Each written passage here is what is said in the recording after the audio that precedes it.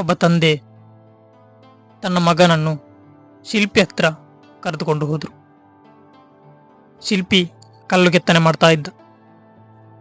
ತುಂಬಾ ಕಲ್ಲು ಕೆತ್ತನೆಗಳನ್ನು ಮಾಡಿ ಆಕಾರವನ್ನು ಭರಿಸ್ತಾ ಇದ್ದ.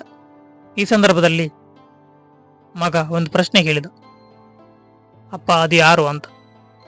ಆಗ ತಂದೆ ಹೇಳಿದರು, ಅದು ನಾನು, ಆ ಕೆತ್ತುತ್ತಾ ಇರುವವನು ನಾನು, ಆ ಕಲ್ಲು ಅದು ನೀನು ಅಂತ. ಮಗನಿಗೆ ಅರ್ಥನೇ ಆಗಲಿಲ್ಲ, ಯಾಕಂದರೆ ತುಂಬಾ ಸಣ್ಣ ಪ್ರಾಯದವನು. ಆಮೇಲೆ ಅದನ್ನು ವಿವರಿಸು ಅಂತ ಅಪ್ಪನಲ್ಲಿ ಮಗ ಕೇಳಿದಾಗ, ಅದು ಈಗ ವಿವರಿಸಿದಲ್ಲ, ಮುಂದಕ್ಕೆ ನಿನಗೆ ಅದು ಅರ್ಥ ಆಗುತ್ತೆ ಅಂತ ಹೇಳಿದ. ತುಂಬಾ ದಿವಸಗಳು ಕಳೆಯಿತು. ತಂದೆಗೆ ಪ್ರಾಯ ಆಗಿ ಆತ ಸಾಯುವ ಪರಿಸ್ಥಿತಿಯಲ್ಲಿ ಬೆಡ್ಡಲ್ಲಿ ಇರುವಂಥ ಸಂದರ್ಭದಲ್ಲಿ ಆ ಮಗ ಸ್ವಲ್ಪ ದೊಡ್ಡ ವ್ಯಕ್ತಿ ಆಗಿದ್ದ, ಯಾಕೆಂದರೆ ಅವನೊಬ್ಬ ಡಾಕ್ಟರ್ ಆಗಿದ್ದ. ಆದ್ರೂ ಕೂಡ ಅವನಿಗೆ ಆ ಮಾತಿನ ಅರ್ಥ ಇಂಗಿತ ಗೊತ್ತೇ ಆಗಿರಲಿಲ್ಲ. ಈ ಸಂದರ್ಭದಲ್ಲಿ ಆ ಬೆಡ್ಡಲ್ಲಿ ಹೊರಳಾಡುತ್ತಿದ್ದಂಥ ತಂದೆಯನ್ನು ನೋಡಿ ಆ ಡಾಕ್ಟರ್ ಮಗ ಕೇಳಿದ, ಅಪ್ಪ ನನಗೆ ಈಗಲೂ ಅರ್ಥ ಆಗಲಿಲ್ಲ ಅವತ್ತು ನೀವು ಸಣ್ಣದಿರುವಾಗ ಹೇಳಿದಂಥ ಒಂದು ಮಾತು, ಆ ಶಿಲ್ಪಿ ಜೊತೆ, ಶಿಲ್ಪಿ ನಾನು, ಆ ಕಲ್ಲು ನೀನು ಅಂತ. ಈಗಲಾದ್ರೂ ಕೊನೆಯ ಉಸಿರಿನ ಒಳಗಡೆ ಅದನ್ನು ಹೇಳಿಬಿಡಿ, ನನಗೆ ಅರ್ಥ ಆಗಲಿ ಅಂತ. ಆಗ ತಂದೆ ವಿವರಿಸ್ತಾ ಹೇಳಿದ, ನೋಡು ಮಗು, ಅದು ನೀನು, ಆ ಕಲ್ಲು ನೀನು, ಆ ಶಿಲ್ಪಿ ನಾನು. ಯಾಕೆಂದರೆ ನಿನ್ನ ತಪ್ಪಿನಲ್ಲಿ, ನಿನ್ನ ಸಂದರ್ಭಗಳಲ್ಲಿ ನೀನು ಸಣ್ಣದಿರುವಾಗ ಅನೇಕ ತಪ್ಪುಗಳನ್ನು ಮಾಡುತ್ತಿರುವೆ. ಅನೇಕ ರೀತಿಯ ತೊಂದರೆಗಳಿಗೆ ಈಡಾಗಿರುವ ಆ ಸಂದರ್ಭದಲ್ಲಿ ನಾನು ನಿನಗೆ ನ್ಯಾಯ ತೀರಿಸುತ್ತಿದ್ದೆ. ನಾನು ಹೊಡೆಯುತ್ತಿದ್ದೆ, ಬಡಿಯುತ್ತಿದ್ದೆ, ನಿನಗೆ ಬುದ್ಧಿವಾದ ಹೇಳುತ್ತಿದ್ದೆ, ಬೈತಿದ್ದೆ. ಕೊನೆಗೆ ಆ ಬೈಗಳು, ಹೊಡೆತ ಎಲ್ಲ ಸಿಕ್ಕಿ ಸಿಕ್ಕಿ ಸಿಕ್ಕಿ ನೀನು ಈಗ ಡಾಕ್ಟರ್ ಆಗಿದ್ಯಾ. ಅದರ ಅರ್ಥ ಏನಂದ್ರೆ, ಶಿಲ್ಪಿ ಕಲ್ಲನ್ನು ಹೊಡೆದು ಹೊಡೆದು ಹೊಡೆದು ಹೊಡೆದು ಕೊನೆಗೆ ಒಂದು ಮೂರ್ತಿಯಾಗಿ ಮಾಡಿದ. ಆ ಮೂರ್ತಿ ದೇವರಾಯಿತು. ಆ ದೇವರಿಗೆ ಪ್ರತಿಯೊಬ್ಬರು, ನಾನು ಮತ್ತು ನನ್ನ ಮನೆಯವರು ಎಲ್ಲರೂ ಮತ್ತು ಎಲ್ಲ ದಾರಿ ಹೋಗುವವರು ಅಥವಾ ಎಲ್ಲರೂ ಕೂಡ ಆ ಮೂರ್ತಿಗೆ ನಮಸ್ಕಾರ ಮಾಡಿ ಅದಕ್ಕೆ ಪೂಜೆ ಸಲ್ಲಿಸುವಂತ ಸಂದರ್ಭ ಬಂದಿದೆ ಈಗ. ನಾನು ಕೂಡ ಹಾಗೆ ನಿನಗೆ ಹೊಡೆದೆ, ನೀನು ಕಲಿಯುವ ಸಂದರ್ಭದಲ್ಲಿ ನೀನು ತಪ್ಪು ಮಾಡಿದಾಗಲೆಲ್ಲ ಹೊಡೆದೆ, ಬಡಿದೆ, ನಿನಗೆ ಒಂದು ಆಕಾರ ಕೊಟ್ಟೆ. ಈಗ ನೀನು ಡಾಕ್ಟರ್ ಆಗಿದ್ಯಾ, ನಿನಗೆಲ್ಲರೂ ನಮಸ್ಕರಿಸುವವರೇ ಆಗಿದ್ದಾರೆ, ನಿನಗೆಲ್ಲರೂ ಹೊಗಳುವವರೇ ಆಗಿದ್ದಾರೆ. ನೀನೊಂದು ಒಳ್ಳೆ ವ್ಯಕ್ತಿ, ದೊಡ್ಡ ವ್ಯಕ್ತಿ ಆಗಿದ್ಯಾ, ನೀನು ದೇವರಂತ ವ್ಯಕ್ತಿ ಆಗಿದ್ಯಾ. ಆ ಕಲ್ಲು ಕೂಡ ಹೇಗೋ ಇತ್ತು, ಈಗ ದೇವರಾಗಿ ಒಂದು ಒಳ್ಳೆ ವಿಷಯದಲ್ಲಿ, ಒಂದು ಒಳ್ಳೆ ಸಂದರ್ಭದಲ್ಲಿದೆ, ಒಂದು ದೇವಸ್ಥಾನದಲ್ಲಿದೆ.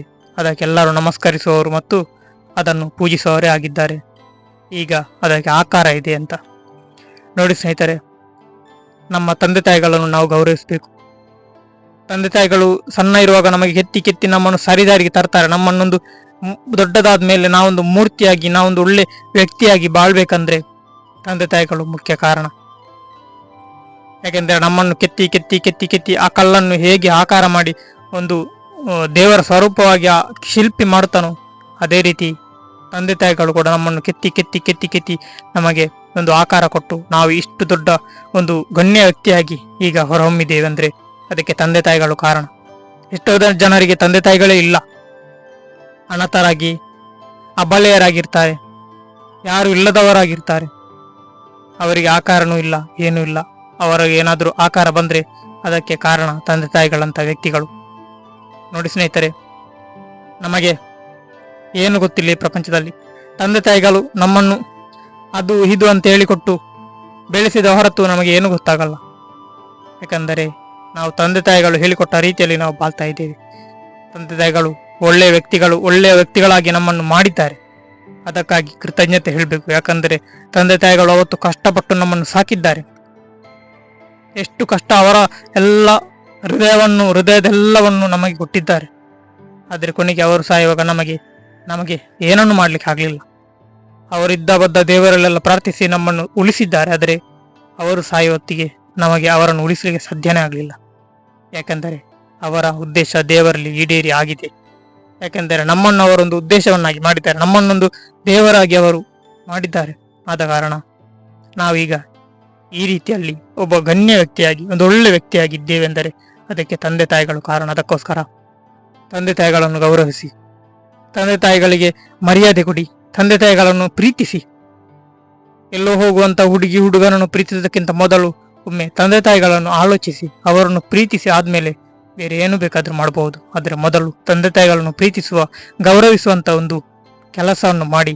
ಅದೊಂದು ದೇವರ ಕೆಲಸನೇ ಆಗಿದೆ. ಯಾಕಂದ್ರೆ ಅವರು ನಿಮ್ಮನ್ನು ಆಕಾರ ಕೊಟ್ಟವರು, ನಿಮಗೆ ನಿರಾಕಾರ ಇತ್ತು, ನಿಮಗೆ ಆಕಾರ ಕೊಟ್ಟವರು ದೇವರಂತ ತಂದೆ ತಾಯಿಗಳು. ಆದ ಕಾರಣ ಆದಷ್ಟು ತಂದೆ ತಾಯಿಗಳನ್ನು ಪ್ರೀತಿಸಲು, ಅವರಿಗೆ ನೆರವಾಗಲು, ಅವರು ಎಲ್ಲಿಯವರೆಗೆ ನಿಮ್ಮ ಜೊತೆ ಇರ್ತಾರೆ ಅಲ್ಲಿಯವರೆಗೆ ಅವರನ್ನು ಪ್ರೀತಿಸಲು ದಯವಿಟ್ಟು ನೀವು ಕಲಿಯಿರಿ. ಯಾಕಂದರೆ ತಂದೆ ತಾಯಿಗಳು ಇಲ್ಲದಿದ್ದರೆ ನಾವಿಲ್ಲ. ಅದಕ್ಕೋಸ್ಕರ ಮೊತ್ತ ಮೊದಲ ಪ್ರಣಾಮ, ಮೊತ್ತ ಮೊದಲ ಪ್ರೀತಿ ತಂದೆ ತಾಯಿಗಳಿಗೆ ಇರಲಿ. ಧನ್ಯವಾದಗಳು.